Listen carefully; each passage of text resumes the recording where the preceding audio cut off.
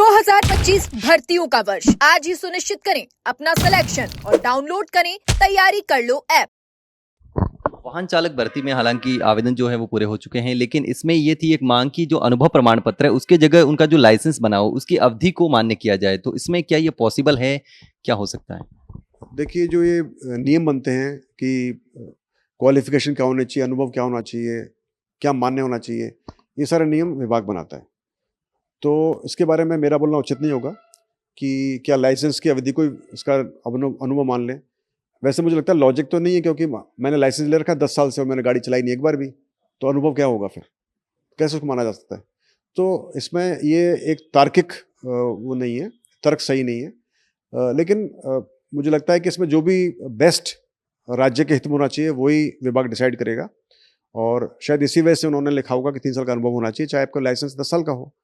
इसलिए उन्होंने लिखा था कि अनुभव होना चाहिए 3 साल का। सूचना सहायक भर्ती में अभ्यर्थी जो डाटा है वो भी आपके पास आ चुका है और अब इसमें मजबूत पैरवी की मांग की जा रही है। अभ्यर्थी लगातार परेशान हो रहे हैं और जो फाइनल ज्वाइनिंग की मांग कर रहे हैं, तो इसमें अब बोर्ड की तरफ से मजबूत पैरवी के लिए कोशिश की जा रही, क्या है मजबूत पैरवी की डेफिनेशन क्या है मुझे नहीं मालूम। हमने सबसे बेस्ट हमारे जो एक एडवोकेट साहब उनको नियुक्त किया हुआ है, डबल साहब को नियुक्त किया हुआ है, और वो प्रयास कर रहे हैं कि जब भी इसकी सुनवाई हो वो अपने तर्क पेश करें और प्रयास करें कि जितना जल्दी हो सके स्टे हट सके।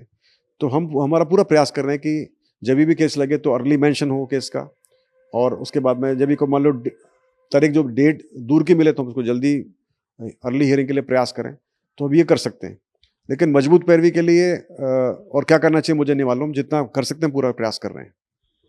थर्ड ग्रेड शिक्षक भर्ती में टीएसपी का लेवल फर्स्ट का जो रिजल्ट रुका हुआ है वो किस वजह से रुका हुआ और कब तक जारी हो सकता है? लेवल 1 के अंदर जो एनटीएसपी के बच्चों का तो हमने रिजल्ट निकाल दिया था, लेकिन टीएसपी के कुछ बच्चों का रह गया था। उसका कारण ये है कि उसके अंदर कुछ बैकलॉग का इशू है और कुछ डीवी का इशू है। तो जब ये डीवी पूरी हो जाएगी उसके बाद इसका रिजल्ट निकलेगा। इसका डेट आपको मैं नहीं दे पाऊंगा, जैसे ही कार्रवाई समाप्त होगी हम उसका बता सकेंगे। बिना डॉक्यूमेंट पे उसके डीवी के उसका नॉन टीएसपी का भी तो जारी हुआ है, तो इसमें क्यों रुका जा रहा है? क्या होता है कि जिसके अंदर डीवी होने के बाद बच्चे अवेलेबल होते हैं उसका रिजल्ट निकाल देते हैं।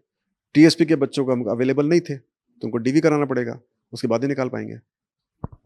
तो ये हमारे साथ मौजूद थे राजस्थान कर्मचारी चयन बोर्ड के अध्यक्ष मेजर जनरल आलोक राज जी।